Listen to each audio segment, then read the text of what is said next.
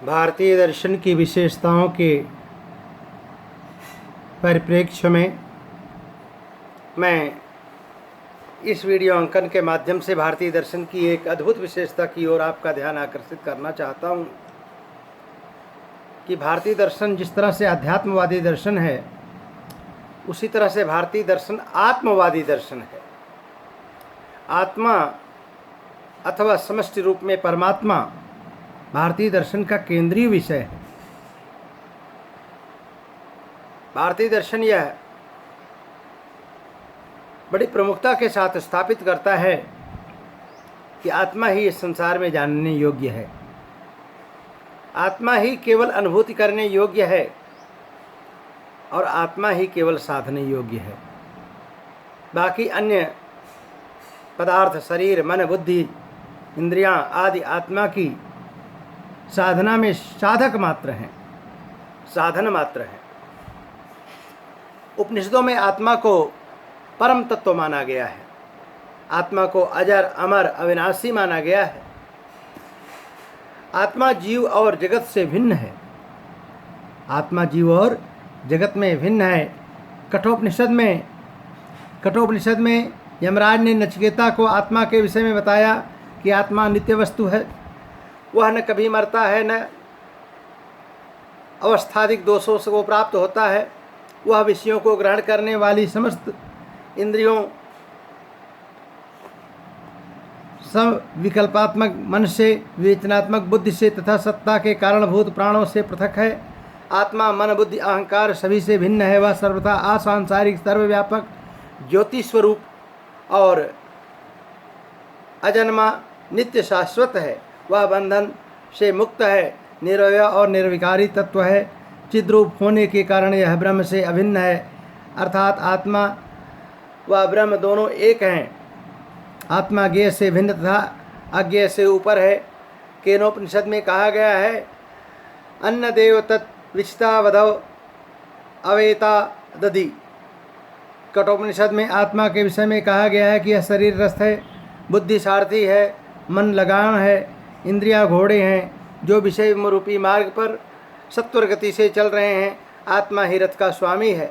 आत्मा की सर्वश्रेष्ठता की सिद्धि की गई है। वह आत्मा ज्ञाता है, करता है, भोगता है, अर्थात आत्मा ही सारा ज्ञान प्राप्त करता है। ज्ञानेंद्रियों के माध्यम से, मन के माध्यम से बाह्य एवं आंतरिक विषयों का सर्वत्र सारा ज्ञान आत्मा ही प्राप्त करता है, आत्मा ही करता है।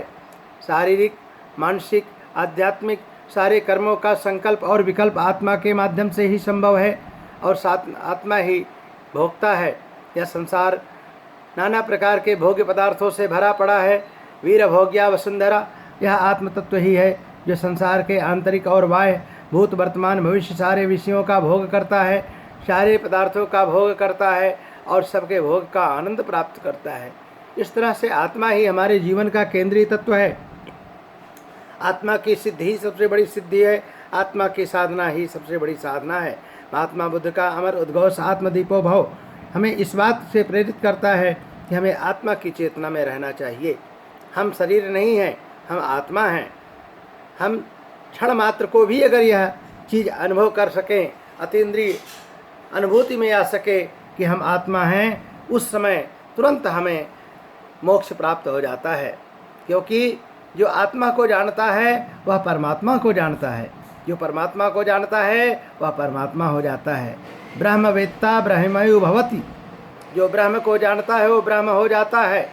और जिसे यह बोध हो जाए कि अयम आत्मा ब्रह्म, वह ब्रह्म को जान जाता है और ब्रह्म को हो जाता है।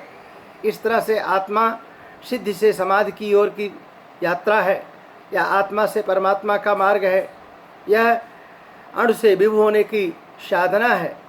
भारतीय दर्शन में आत्मा को अजर, अमर, अविनाशी कहा गया है।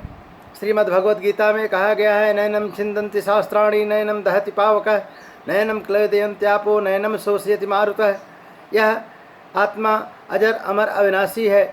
न शस्त्र इसको काट सकते हैं, न अग्नि जला सकती है, न जल इसको गीला कर सकता है, न पवन इसे सुखा सकता है। हमारा यह शरीर का अंत होता है, लेकिन आत्मा अजर, अमर, अविनाशी है। मृत्यु आत्मा का एक पड़ाव है। मृत्यु आत्मा का अंत नहीं है, मृत्यु में शरीर का अंत होता है। आत्मा तो अजर अमर अविनाशी है, वह अपनी अनंत यात्रा पर प्रतिक्षण चल रही है। आत्मा का कभी भी अंत नहीं होता है। जो लोग मृत्यु को आत्मा का अंत समझते हैं वे अज्ञान के वशीभूत हैं। जो आत्मज्ञानी है वह कभी मृत्यु भय को प्राप्त नहीं होता है। उसके मन में मृत्यु का क्षण मात्र भी भय नहीं रहता है। उसके लिए मृत्यु तो एक विराम है, एक अल्प विराम है, एक क्षणिक विश्राम है। मृत्यु एक सरिता है जिसमें श्रम से कातर जीव नहाकर, मृत्यु एक सरिता है जिसमें श्रम से कातर जीव नहाकर नूतन तन धारण करता है काया रूपी वस्त्र बहाकर। इसलिए जिसके मन में मृत्यु का भय नहीं हो वह संसार में किस भय से भयभीत होगा। संसार में नाना प्रकार के भय हैं, उन भयों में मृत्यु का भय सर्वश्रेष्ठ है। सबसे बड़ा भय मृत्यु का भय है। जरा और मृत्यु वह दो भय हैं जो हमारे जीवन को भयभीत किए रहते हैं। जरा पहले आती है, मृत्यु बाद में आती है। जरा मृत्यु की पूर्वगामी है। जरा क्या है? जरा है बुढ़ापा। जब जवानी की तरंगों में तरंगित हमारा जीवन धीरे धीरे शांत होने लगता है, जब इंद्रियों की शक्ति क्षीण होने लगती है, जब मन में कल्पना का शक्ति तो रहती है लेकिन उस कल्पना को चरितार्थ करने के लिए न ज्ञान इंद्रियों में ज्ञान प्राप्त करने की शक्ति, न कर्मेंद्रियों में कर्म की शक्ति, तब हमारा अहंकार कुंठित हो जाता है और हम बुढ़ापा के सामने आकर के नतमस्तक हो जाते हैं और हमारा जीवन थोड़ा सा असहाय हो जाता है। वह जीवन जो क्षण मात्र को भी स्थिर नहीं था, वह जीवन जो उद्दाम तरंगों में तरंगित था, वह जीवन जो असीम को प्राप्त करने के लिए प्रतिक्षण प्रयत्नशील था, वह जीवन सरेंडर कर देता है बुढ़ापा के आगे। क्योंकि बुढ़ापा को जरा कहा गया है। जब जरा आती है तो हमारे शरीर का सौंदर्य नष्ट हो जाता है।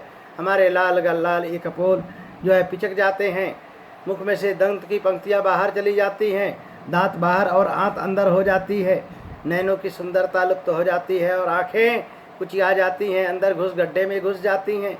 कोई आदमी निकट भी खड़ा हो तो कोई देख नहीं पाता है, स्मृति लोप हो जाता है, शरीर के साथ नहीं देता है। नाना प्रकार के व्याधि समूह बना करके हमारे पास आते हैं और हमें अंतिम प्रयाण की तरफ ले जाने का प्रयास करते हैं। ऐसी जरा अवस्था से भयभीत मानव समाज, ऐसी जरा अवस्था से भयभीत मानव जीवन को मुक्ति केवल भारतीय दर्शन देने में समर्थ है। भारतीय दर्शन कहता है कि यह जरा हमारी अवस्था है, इससे भयभीत होने की आवश्यकता नहीं है। यह जरा अवस्था जीवन का नवनीत है जिसमें ज्ञान का अनुभव का संचय है, इससे भयभीत होने की आवश्यकता नहीं है। प्रथमे नार्जिते विद्या, द्वितीय नार्जिते धनम, तृतीय नार्जिते पुण्यम, चतुर्थे किं करिष्यति। अर्थात जिसने ब्रह्मचर्य जीवन में विद्या अर्जन नहीं किया, जिसने गृहस्थ जीवन में धनोपार्जन नहीं किया, जिसने वानप्रस्थ में पुण्य का अर्जन नहीं किया, वह चतुर्थ जीवन संन्यास जीवन की क्या साधना करेगा और उसको क्या मोक्ष की प्राप्ति होगी। इसलिए हमारे जीवन का यह एक बड़ा सा सुंदर सा मार्ग है कि प्रथम जीवन में हम ब्रह्मचर्य की साधना करें और विद्यार्जन करें। द्वितीय जीवन में गृहस्थ के जीवन में रह करके धन का अर्जन करें, धर्म सम्मत, और धन का उपयोग करें और अपनी कामनाओं की संतुष्टि करें और त्रिवर्ग की शांति करते हुए, त्रिवर्ग को अर्जित करते हुए हम परम प्राप्तव्य मोक्ष की तरफ आगे बढ़ें। इस तरह से भारतीय दर्शन शुरू से ही मोक्षवादी दर्शन रहा है। भारतीय दर्शन में कभी भी इस बात को नहीं कहा गया है कि हम सांसारिक विषयों का भोग करने के लिए पैदा हुए। हाँ, संसार में नाना प्रकार के विषय हैं। ईशावास्यमिदं सर्वं यत्किंच जगत्यां जगत्तेन त्यक्तेन भुंजीता मा गृहा कश्चित् धनम। ईशावास्य उपनिषद कहता है संसार में जो भी है सब ईश्वरमय है। श्री राममय सब जग जानी, करह प्रणाम जोर जुग पानी, सर्व खल विदम ब्रह्म। सब कुछ संसार में ईश्वरमय है, उसका हमें त्याग पूर्वक उपभोग करना है, उसमें आसक्त नहीं होना है। नदी के प्रवाह में नहाना अच्छा है, लेकिन नदी के प्रवाह में बह जाना बुरा है। हमें संसार रूपी नदी में स्नान करके सुरक्षित वापस आ जाना है। इस संसार की भोग की धारा में बह करके जीवन को नष्ट नहीं कर देना है। इस तरह से भारतीय दर्शन अध्यात्म के मार्ग से माध्यम से अध्यात्म के मार्ग पर चल करके मुक्ति का विधाता है, मुक्ति का मार्ग का द्योतक है। यह संसार के सारे क्लेशों को दूर करके मुक्ति का आनंद का मार्ग हमें प्रदान करता है। इसलिए भारतीय दर्शन सदा सर्वदा ग्राह्य है, नमनीय है, पूज्य है, श्रद्धेय है। आपने पूरे मनोयोग से इस वीडियो अंकन को सुना। आपको साधुवाद। ईश्वर आपकी सारी मनोकामनाएं पूर्ण करे।